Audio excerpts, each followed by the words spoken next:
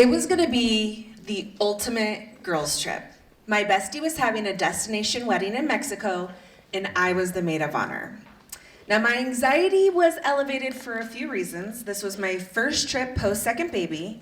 We were just coming out of a pandemic, and last but certainly not least, I was juggling a delicate co-parenting situation. And if you know, you know. With that being said, we had been planning for a year, working with a travel agent to ensure a smooth trip.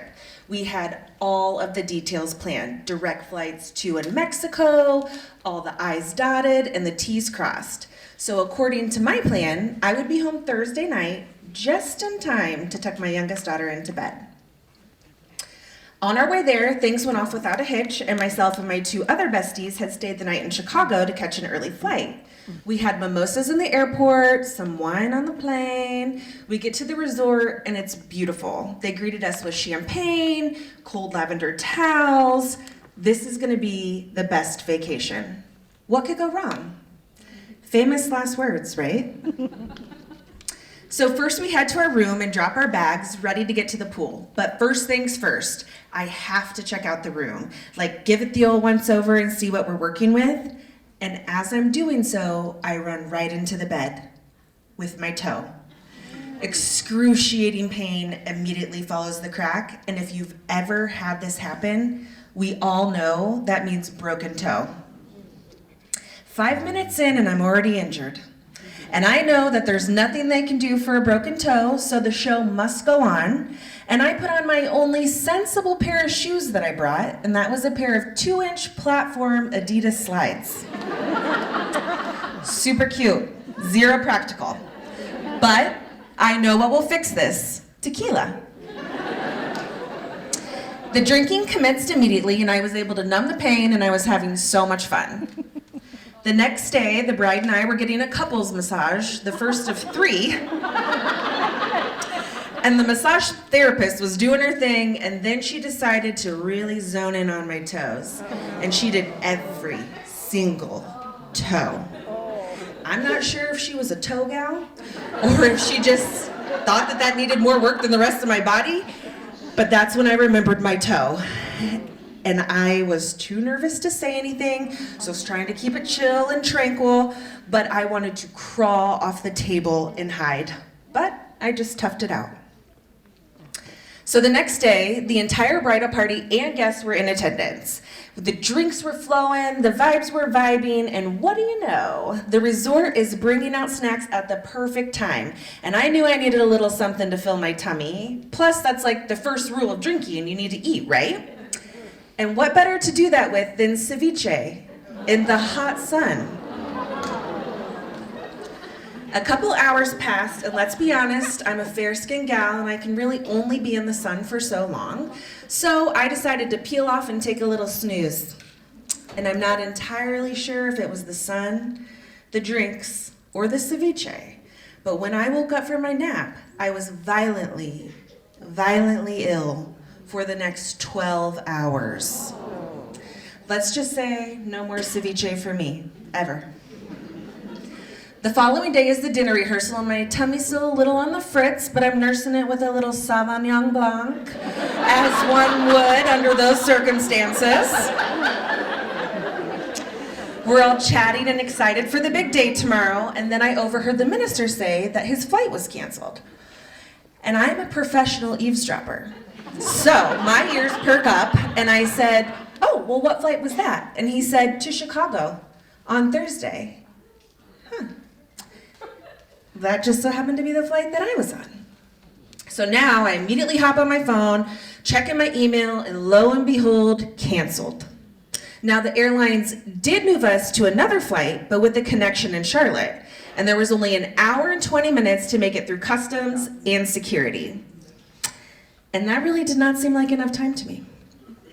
Plus, if I wanted a connection, I would have had the travel agent book a connection for me. So now I'm anxious. And everyone's saying, "Oh, Charlotte's a small airport, you'll be fine, don't worry." And do you think that stopped me from worrying? No. So I reach out to the travel agent, and I'm not gonna lie, I'm expecting her to make miracles happen. And she says the same thing. "Oh, it's It's a small airport, I'm sure you'll be fine. Also, there are no flights I can move you to. Okay. So I just try and enjoy the rest of the trip, watching my bestie get married, hanging out with girlfriends, a catamaran excursion, I read a book, all the good stuff. But by the end of the trip, the sun was really starting to get to me, and even though I literally researched the best sunscreen, I wore huge hats for my delicate skin, I did have a bit of a heat rash and an enormous, fuggly cold sore right on my lip. Add my broken toe, my bubble guts onto that, and I was a hot-ass mess. The wedding was so beautiful, and I wish that I was here to tell you that this was the end of my story and everything always works out exactly how you plan. But we know that that's not the way the world works. On our final day, myself and my 2 other girlfriends who I'm traveling with board the shuttle to the airport, and I get a ping notification. Flight has been delayed. So I'm on edge. And then I get another ping. A second notification that our flight has been delayed. So we went from having an hour and 20-minute layover to having 40 minutes. Oh, no. So I do what every mature woman does, and I cry about it. Because sometimes you do need to cry a little first. And there was no way that I was going to get home in time to tuck my baby in. So at the gate, I told the American Airlines lady all the things. I'm crying at the counter. I'm worried I'm not going to make it in time. Like, I just need to get home. Is there another flight? So she's typing away. And she says, look, there are 30 of you making this connection. They are not going to leave 30 of you behind. They'll hold the plane. It'll be fine. So I wipe my tears. And I mean, if she says we're going to be fine, we're going to be fine. So I'm going to trust her. And I'm gonna go have a few drinks. The flight takes off from Charlotte, and they make an announcement on the plane asking everyone who's not on a tight time schedule to please sit back and let the passengers who are off first. And obviously no one does that, because that is not what people do. But we make it through super packed lines at customs and make it through security, and we have 15 minutes to get to the gate. And remember, I have a broken toe, and I'm wearing my 2-inch platform Adidas slides. And they are hard to walk in general, but very hard to walk fast. So I'm like doing this leg thing so I can really get to my gate, because you really need to curl your toes on slides to walk fast. But I went as fast as I could. And good news was we were close to the gate, and we make it to the gate with 11 minutes to spare. So I'm like, oh, we did it. Or so I think. Until the American Airlines lady says, gate's closed. You have got to be kidding me. Their only advice was to hop into the American Airlines customer service line and they would help us.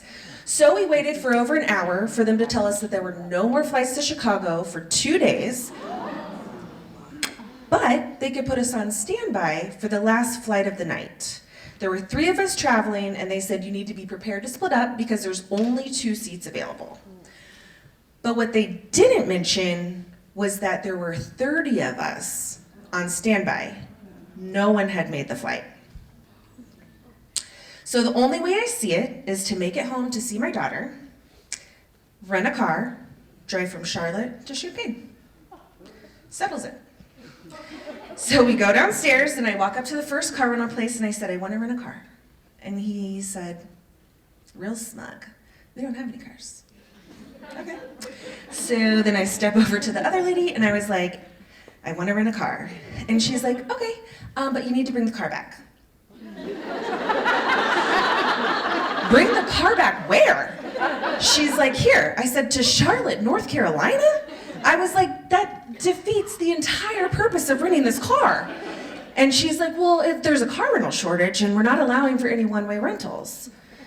So we step away, and I'm feeling a little Catherine O'Hara Home Alone. I have no jewelry, no Palm Pilot, no sweet elderly couple to swap flights with. Hell, I'd have taken the polka band in the U-Haul. I'd even hop on the clarinet.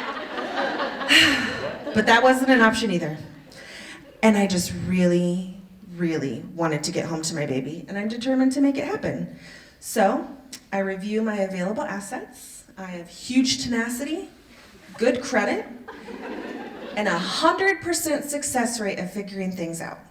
I got a plan. So I turn to my friends and I say, I'm gonna buy a car.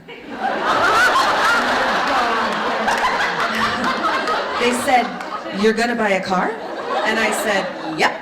If I can't rent a car, I'm buying one. And I'm driving us home and then I'm selling it. I said, I'm gonna call a dealership right now. I'm gonna tell them we're on the way. I'm gonna tell them I'm gonna purchase one right now, and I'm selling it when I get back to Illinois. So I hop on Google as we're catching an Uber and heading to the only dealership that's still open. I tell them my whole story and my plan, buying, selling when I get back. But the real question is, will you please stay open for me so I can make it happen? And after a moment of awkward silence, he says, okay, sure. And I've bought my fair share of cars. And I know that it doesn't take 5 staff members to make it happen. But apparently they wanted to see the show.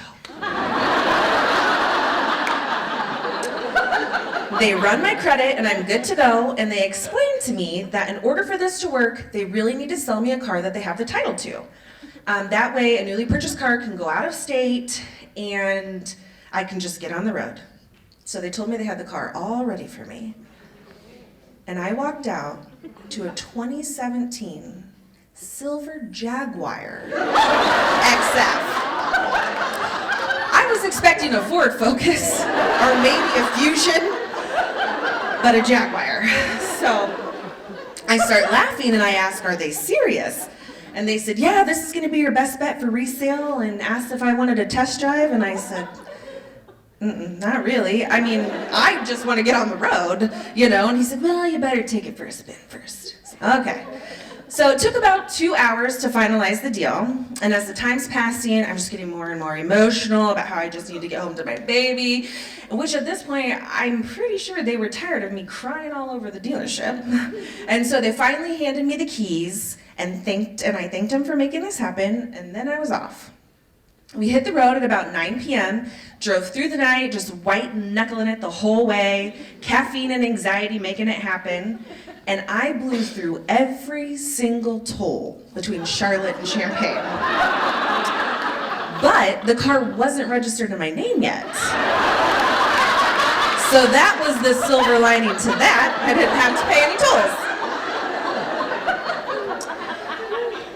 And when I rushed into my house at 11 a.m. on Friday morning, sleepless, sunburnt, a broken toe, a fuggly cold sore, a new-to-me Jag in the drive, to embrace my sweet baby Goo-Goo, expecting a huge reaction because she misted me so much, I got nothing. She literally did not care at all. She was tired and ready for a nap, and let's face it, so was I. When we woke up from our nap, I got started on the second leg of my plan, and that was contacting Carvana to get my beautiful Jag on the market before my first payment. And to answer some questions, I did sell it. I did lose a little bit of money, but when it was all said and done, it wasn't much more than if I had to wait 2 days to get a new flight, rent a car, pay for all the gas, all the tolls. So I considered it a win.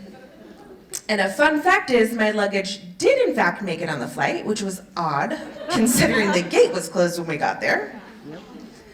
Fast forward a month later, one of my high school besties brought up the idea of planning a girls' trip.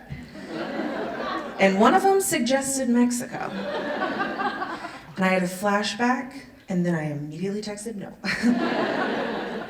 I do want to sign off by saying that everyone always says things will get done somehow, don't worry, they'll get done somehow, but truth be told, women are always the somehow. And I personally think that Tina Fey said it best, you know who gets shit done? Bitches get shit done. And that is a hill I'll die on.